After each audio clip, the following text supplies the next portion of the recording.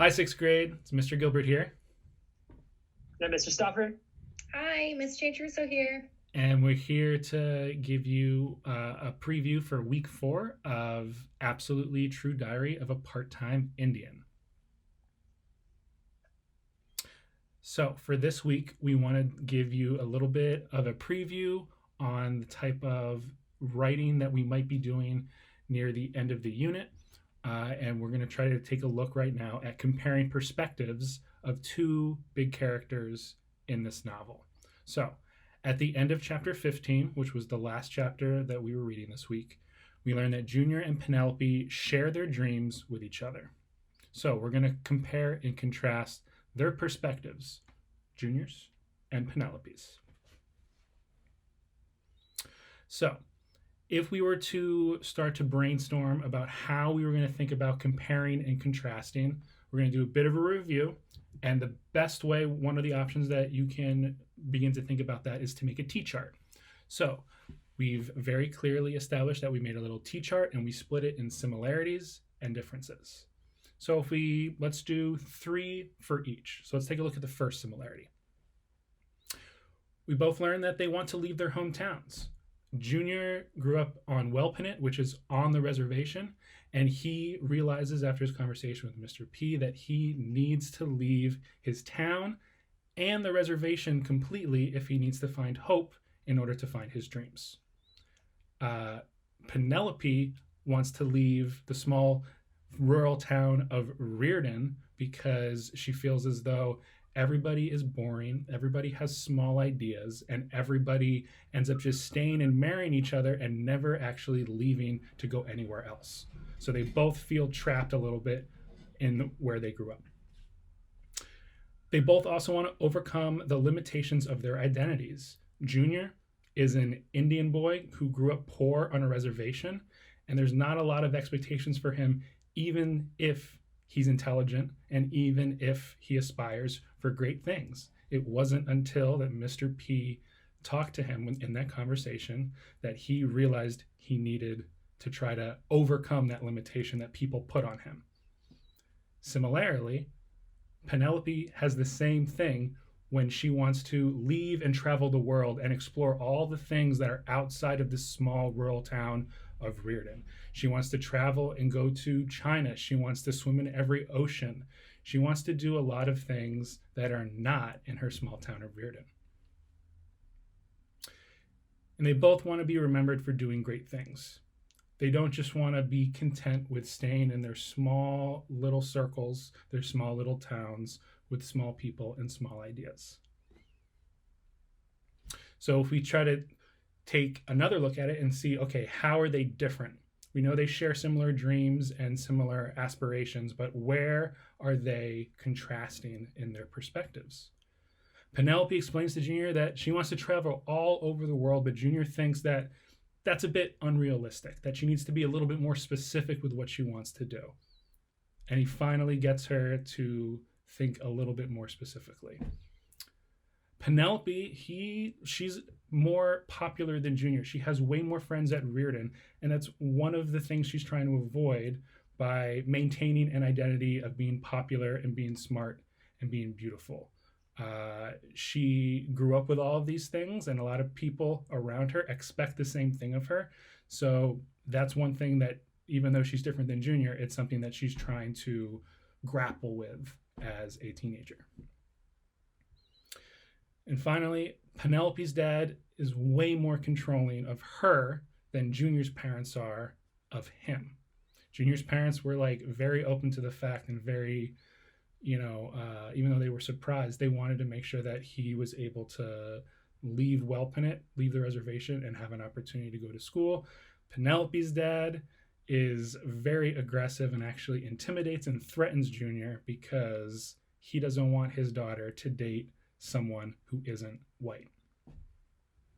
So now that we've done a little bit more compare and contrast, we're going to think about what we're going to do on Friday. So as you read this week, you're going to be comparing and contrasting Junior's friendship with Gordy and his friendship with Rowdy. So here's an example. In chapter 12, Junior says, and so Gordy and I did become friends, not the best of friends, not like Rowdy and me. So we're going to be thinking about how his friendship with Gordy is similar than, and how Junior's friendship with Gordy is different than Rowdy's. Okay, and as we're working through the readings for each day and each week, here's a helpful tip on how to keep track of all of the forms that you're working through and all the readings that you've done. So as you can see in this photo, there's a list of numbers 1 through 30, and they're on a sticky note. Now it can be a sticky note, it can be a piece of paper, it can be anything that you have around your house to write on. And all you need to do is write the numbers 1 through 30. And then, as you can see in the next picture, you're just going to take your pencil or pen and you're going to cross off each number for the chapter that you read, including the form.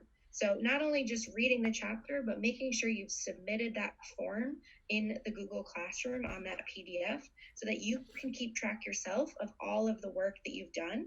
This is a great way to help you be organized, but also it takes the pressure off. Well, what chapter am I on? What do I need to work on? Because you might be in a different place than the calendar says, and that's okay, but you're going to keep track of this on your own. All right, so let's take a look at what this week has in store for us in terms of our reading. You'll notice that this week we have assigned the most chapters that we've read since the start of the unit in 1 week. We're reading 7 chapters this week. That might sound scary. Keep in mind that many of these chapters, I think 3 of these chapters, are 4 pages or fewer. So even though it looks like a large number of chapters that we're reading, a lot of these readings are fairly short. So you should be able to get through a lot of these chapters fairly quickly. So don't be scared just looking at the number of chapters we're asking you to read. If you're watching this video right now, you're already done most of your work for Monday. You just have to read chapter 16 once you finish this video. Also, remember our office hours today and on Wednesday from 1 to 2 p.m. You can come read all of your assigned readings with any of us, any of the 3 of your ELA teachers here. So please join us. We've been having some great conversations and we really love getting to read with you since we're not able to do that together in class. We also wanted to preview for you that Thursday's readings, chapters 21 and 22, we included just a little warning here for you because one of the themes that comes up in those chapters is about what it feels like when a family member or someone very close to us passes away. We're not going to say anything more about that right now, though we'll make sure to talk about that in class on Friday. But we just wanted to give you that notice so that if that's something that you feel personally connected to that theme, or you think it might be something that could upset you, maybe you come to our office hours and read with us, or you ask somebody at home, if you have anybody nearby, to read those chapters with you so that you can talk about it and go through those feelings together. We want to make sure that we're keeping in mind that we're living through a time when a lot of people are losing people they love or have people they love who aren't feeling great. And so we want to just be sensitive to that and make sure that we're keeping our positive mindset and that we are reading in a way that feels productive for everybody and not hurting our feelings. And then as always, Friday, your only goal is to submit those annotations. You do have a lot more annotations than usual this week, right? You have 7 annotations. That's 35 habits of work points altogether. So please make sure you're using that tracker that Ms. Chancharuso told you about so that you get all 7 of these completed. And a lot of you have been doing a really great job at being super thoughtful with your answers. If you have questions about those annotations, please reach out to us. All right. Are you still watching the video? Are you still here? Because we have a little secret challenge for you once my computer stops moving. Okay, wait. Are you still watching the video? Are you still here? Because if you are, we have a challenge for you. We want to know who's actually paying attention and doing all your work in ELA class. So if you've made it to this point in the video, your extra special assignment is to email your ELA teacher or teachers the name of your favorite breakfast cereal. Go do that right now. Turn this video off, go to your Gmail, send us that email so we know that you're doing your work. And as always, if you have questions, reach out to us. Have a good week. See you Friday.